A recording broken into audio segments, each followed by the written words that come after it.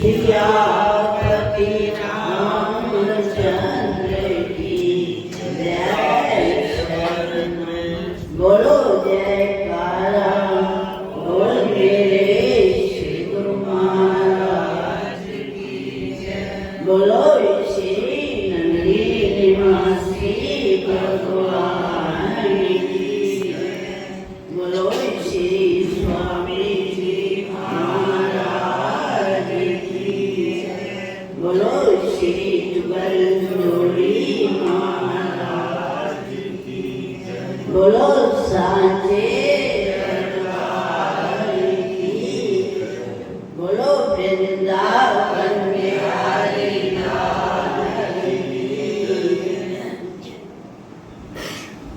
कार्तिक महात्म तीसरा अध्याय। सत्यभामा ने पूछा, हे स्वामी, काल रूपधारी आपके सभी वर्ष मास दिन एक समान महत्व रखते हैं, अतः कार्तिक मास ही सब मासों में श्रेष्ठ क्यों है? और फिर सब तिथियों में एकादशी और सब मासों में कार्तिक मास ही आपको अधिक प्रिय क्यों है? हे देवेश, इसका कारण कहिए। श्री कृष्ण चंद्र जी ने कहा, हे प्रिय, तुमने मुझसे बहुत अच्छी बात पूछी है। इस विषय में महाराज वेणु के पुत्र पृथु और नारद का संवाद कहता हूँ, उसे कागज मन से सुनो। इसी प्रकार इस समय में नारद जी से राजा पृथु ने प्रश्न किया था और सर्वज्ञ नारद जी ने पृथु को कार्तिक मास की महिमा बतलाई थी। नारद जी ने कहा, हे राजन, बहुत दिन पहले समुद्र का शंखासुर नामक अत्यंत शक्तिशाली और पराक्रमी एक राक्षस पुत्र तीनों लोगों को मात डालने में समर्थ हुआ। उस शंखासुर ने स्वर्ग में रहने वाले देवताओं को जीतकर और इंद्र आदि दशों लोकपालों के अधिकारों को छीन लिया। उससे डरकर समस्त देवगण सुमेरु पर्वत की कतराओं में अपनी स्त्री और कुटुंब के साथ उसका विरोध करते हुए बहुत दिनों तक छिपे रहे।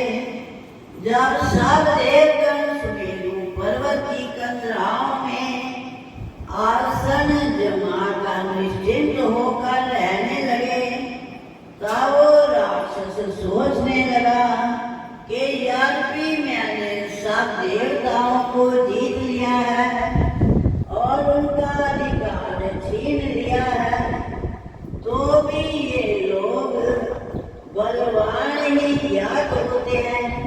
अतः अब हमको क्या करना चाहिए? अब मुझे ज्ञान हुआ कि ये सब देवता वेद मंत्रों से बलवान हो रहे हैं। उनके वेदों को हर लेने से ये स्वतः बलहीन हो जाएंगे। नारद जी ने कहा, ऐसा मानकर शंखासुर विष्णु भगवान को सोते देख सतलोक से स्वयं उत्पन्न समस्त वेदों को चुरा लाया। जिस समय वो वेदों को चुरा रहा था, उसी समय बीजों के साथ यज्ञ मंत्र उसके डर से जल में छिप गए। शंखासुर भी वेद मंत्रों और बीज मंत्रों को खोजता हुआ समुद्र के भीतर घूमने लगा, किंतु वो राक्षस उन वेद मंत्रों को एक स्थान पर कहीं भी नहीं पा सका। इसी समय ब्रह्मा जी भी सब देवताओं के साथ पूजन सामग्री और उपहार भगवान की शरण में पहुंचे। श्री विष्णु भगवान को गाढ़ निद्रा से जगाने के लिए गाने बजाने तथा धूप गंध आदि को से बारंबार उनका पूजन करने लगे। उन लोगों की आराधना से प्रसन्न होकर विष्णु भगवान जाग उठे। उस समय देवताओं ने हजारों सूरज की तेज सदृश दिव्यमान विष्णु भगवान को देखा। तत्पश्चात देवताओं ने विविध सामग्री द्वारा षोडशोपचार से विष्णु भगवान का पूजन करके पृथ्वी में दंडवत प्रणाम किया। तब विष्णु भगवान ने उनसे कहा, विष्णु भगवान ने कहा, आप लोगों के इस कीर्तन तथा मंगल गान से प्रसन्न हैं। आप लोग अपना विष्णु वर मांगे, मैं सहर्ष दूंगा। कार्तिक शुक्ल पक्ष की एकादशी पर्यंत प्रातः काल में जो सज्जन आप लोगों के समान कीर्तन और मंगल करेंगे वे हमारे अति प्रिय होंगे और शरीर त्याग करने पर वैकुंठ आएंगे। ये जो पादे अर्घ आचमन और जल आदि सामग्री आप लोग हमारे लिए लाए हैं वे सब अनंत गुण वाली होकर आप लोगों को आनंदित करेगी। जो शंखासर वेदों को चुरा ले गया है वे सब समुद्र में है। मैं उस सागर के दुष्ट पुत्र को मारकर ले आता हूँ। आज से मंत्र बीज और यज्ञों के साथ चारों वेद प्रतिवर्ष कार्तिक मास में जल में विश्राम किया करेंगे।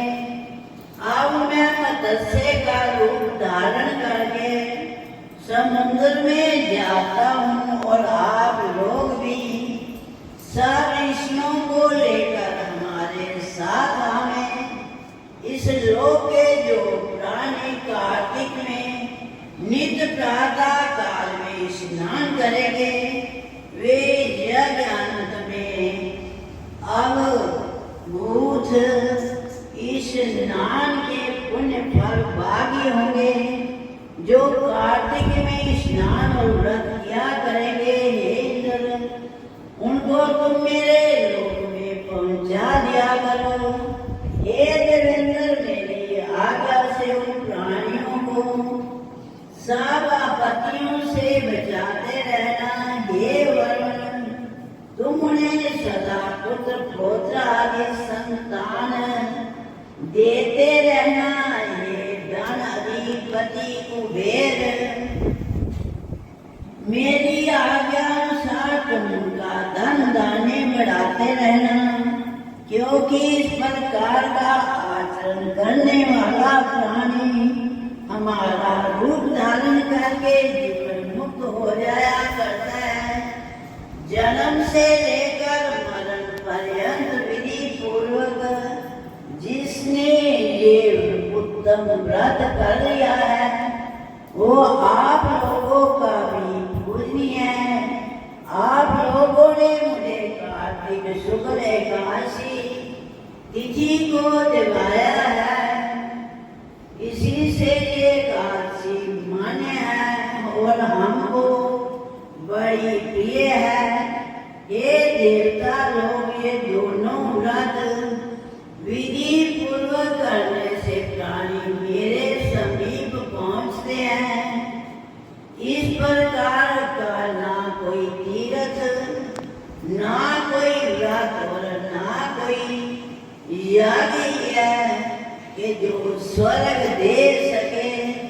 इति श्री कार्तिक महात्म तीसरा अध्याय समाप्तम। बोल वृंदावन बिहारी लाल की जय। कथा